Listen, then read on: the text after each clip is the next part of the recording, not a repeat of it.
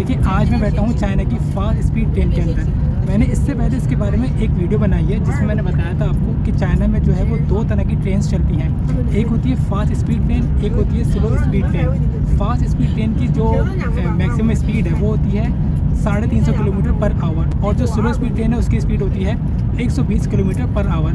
इसके बारे में मैं एक पूरी मुकम्मल वीडियो बना चुका हूँ, लेकिन आज मैं बैठा हूँ फास्ट स्पीड ट्रेन के अंदर और आज मैं आपसे अपना एक्सपीरियंस शेयर करना चाहता हूँ। देखिए यहाँ पर जो मैंने बताया ना आपको, जो ट्रेन की स्पीड है वो होती है 350 किलोमीटर पर आवर, और इस टाइम अभी जो ट्रेन चल रही है वो चल रही है 347 किलोमीटर पर आवर।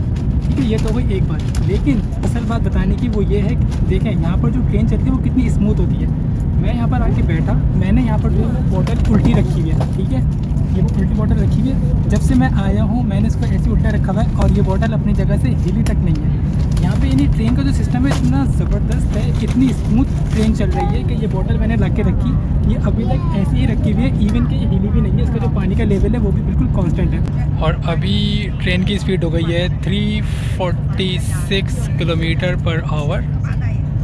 और अभी मैं आपको एक चीज़ दिखाता हूँ मज़े वाली, अब देखें ट्रेन की स्पीड है 346 किलोमीटर पर आवर। और आप ये चेक करें, यहाँ पे हमारी रखी है बोतल, और ये इसका जो पानी का लेवल है वो भी चेक कर लें आप, यानी बिल्कुल ही माइनर सा है जो कि ये हिल रहा है।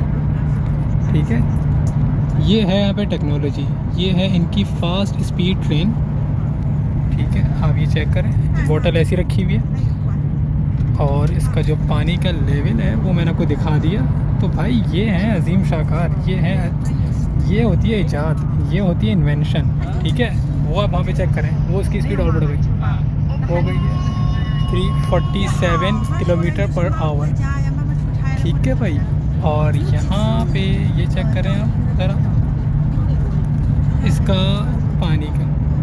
तो भाई प्रायोरिटी सेट करें अपनी, ताकि हम भी इस तरह की इजाद पाकिस्तान में लेकर आएँ। ये एक काम एक वजह से ही मुमकिन है, जब तक हम पढ़ेंगे नहीं, लिखेंगे नहीं, आगे नहीं बढ़ेंगे, और जब तक हम उल्टे सीधे कामों के अंदर पड़े रहेंगे ना, तो हम इस तरह के शाहकार पाकिस्तान में नहीं देख सकते माजरत। लेकिन ये एक बेहतरीन नमूना है हमारे सामने। ये वही चाइना है जिसके बारे में कहा जाता है कि भाई यहाँ पर बड़ी गुर्बत थी। मुझे जो चाइना में सबसे अच्छी चीज़ लगती है वो है इनका ट्रांसपोर्टेशन सिस्टम, चाहे वो बस हो, चाहे वो सबवे हो, चाहे वो स्काई ट्रेन हो, चाहे वो मेट्रो हो, या फिर चाहे वो इनकी फास्ट स्पीड ट्रेन हो। सारी की सारी जो इनकी इन्वेंशन है वो लाजवाब है। आवाम को इतनी सहूलत दी जाती है और इतनी ज़बरदस्त इनकी जो है वो कहना चाहिए टेक्नोलॉजी है। ये आप देख सकते हैं ना, मैंने इसको आपको मिसाल दी कि भाई ये मैं इसका गिरने का वेट कर रहा हूँ, ये गिर नहीं रही है। तो इसी तरह इनके जो मैंने कोई सारी जो अभी गिनवाई हैं, सारी जो इनकी ट्रांसपोर्टेशन सिस्टम है वो मतलब लाजवाब, ऐसा कोई जवाब नहीं है। और दूसरा ये कि ये जो शाहकार हैं, ये मैं इनको शाहकार कहूँगा, ये किस तरह जो है वजूद में आते हैं, इसके लिए आपको मेहनत करनी पड़ती है। और दूसरा ये कि इसके लिए आपको अपनी प्रायोरिटीज़ को सेट करना पड़ता है। देखिए यहाँ पर जो लोग रहते हैं ना वो हमसे अलग नहीं है, वो भी इंसान है, हम भी इंसान हैं। हम भी ये चीज़ इन्वेंट कर सकते हैं पाकिस्तान के अंदर, लेकिन उसके लिए हमें सिर्फ़ और सिर्फ एक चीज़ करनी है, वो ये कि भाई हमारे जो यूथ है ना उसको ये बात समझनी होगी कि भाई हमको पढ़ना है, हमको लिखना है, हमको एक रिसर्चर बनना है, हमको अपने मुल्क के लिए कुछ करना है, हमको अपनी प्रायोरिटीज़ को सेट करना होगा। जब तक हम अपनी प्रायोरिटीज़ को सेट नहीं करेंगे ना, तो इस तरह की इजाज़त हम पाकिस्तान में नहीं देख सकते। यहाँ पर जो एक तालिब इल्म होता है ना उसको मोटिवेट किया जाता है, उसको बताया जाता है कि भाई आपको अपने मुल्क के लिए कुछ ना कुछ करना है। तो यहाँ पर जो तालिब इल्म होते हैं ना उनके अंदर एक मोटिवेशन होती है कि भाई हम जो पढ़ रहे हैं ना हम उसको आगे जाके प्रैक्टिकली अपने मुल्क के लिए किसी भी फील्ड में इम्प्लीमेंट करेंगे। अब ये जो ट्रेन है ये किसी एक बंदे की इजाज़त नहीं है, इस ट्रेन के अंदर हज़ारों लाखों जो है वो रिसर्चर होंगे, साइंसदान होंगे, और वो डिफरेंट फील्ड के होंगे। कोई इलेक्ट्रिकल होगा, कोई इलेक्ट्रॉनिक्स का होगा, कोई मैकेनिकल का होगा, कोई कंप्यूटर का होगा। यानी जब ये सब लोग आपस में मिले होंगे ना तो इस तरह का एक शाहकार वजूद में आया होगा।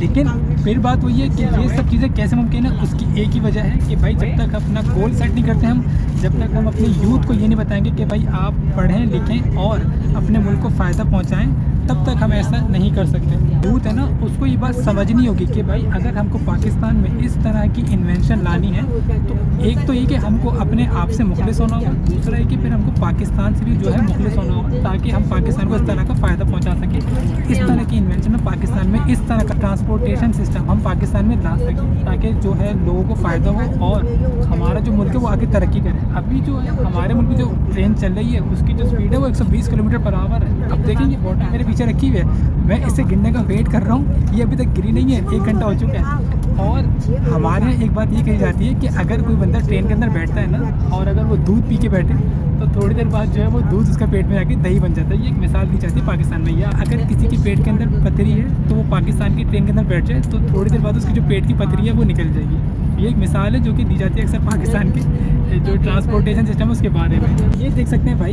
ये कब से तकरीबन 1 घंटा हो चुका है इसको बोतल को रखे हुए। मैं चाह रहा हूँ कि ये नीचे गिरे लेकिन ये टस से मस नहीं हो रही है। तो भाई ये वो ट्रेन है, यहाँ पर बैठ के आप चाय पिएँ, पानी पिएँ, सो जाएं, लेट जाएं, उठ जाएं, कुछ भी करें, मतलब इतनी स्मूथ चल रही है ये ट्रेन, अजीम शाकार है। और अभी जो इसकी स्पीड हो चुकी है वो है 345 किलोमीटर पर आवर। तो बताने का मकसद यही था कि भाई जो हमारे यूथ हैं, जो नौजवान हैं, जिनके हाथ में अभी मुल्क की भागदौड़ है, वो अपने आप को ज़ाया ना करें। यूथ है ना वो स्पॉइल हो रहा है, वो अपना उसका कोई गोल सेट नहीं है, वो अपने लिए उसकी कोई फिक्र नहीं है, कोई सोच नहीं है। अब जो चाइना है ना ये वो मुल्क है जो कि किसी से जंग नहीं करता, ठीक है। इनको पता है इनकी प्रायोरिटीज़ क्या हैं। ये लोग जो है इन्होंने सेट किया हुआ, अपना गोल सेट किया हुआ, ये किसी से लड़ता नहीं है। इनको पता है कि भाई हमें अपने मुल्क को आगे लेके जाना है, ठीक है। तो ये इन्होंने किसी से पंगा नहीं लिया हुआ, किसी से लड़ाई नहीं है, सबके साथ मिल के चलते हैं।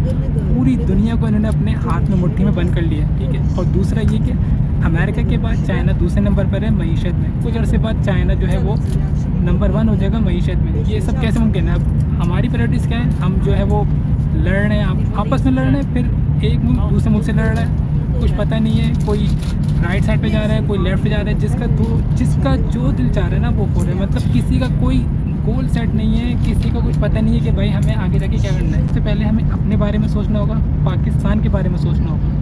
हमें अपने साथ मुखलिस होना है, अपने मुल्क के साथ मुखलिस होना है, ताकि हमारे प्यारे पाकिस्तान के अंदर भी इस तरह की ट्रेन आ सके, इस तरह का शाहकार पाकिस्तान में आ सके और जो है वो इस तरह की ट्रेन में बैठ के एंजॉय कर सके।